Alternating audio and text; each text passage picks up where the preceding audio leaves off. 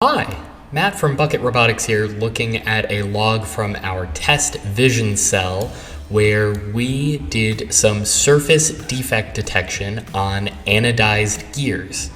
This system is a single arm, a belt conveyor, 2 cameras, and a very small but very powerful compute, the Jetson Orin Nano. And so what we're going to watch is when I start the log, gears move down the belt conveyor and we're looking for anodization issues, scuffs, and blemishes.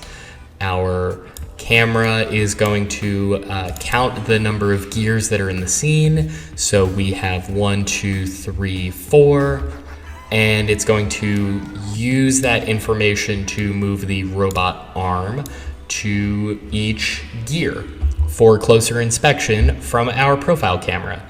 This gear looks good to me. Let's see if the robot says so. Yes, it does, so it gets moved into the good container.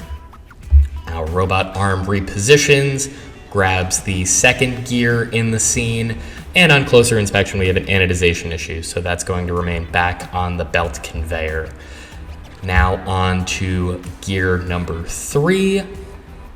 Another obvious anodization issue, so that's going to stay back on the belt conveyor. For our 4th gear, the robot arm is going to move. It's important to note that this is non-target hardware. We're demonstrating just how powerful this system is. That was a good gear. So now we've counted up 1, 2, 3, 4 gears. There's nothing left. And so the robot's going to advance our defective gears down into the reject pile.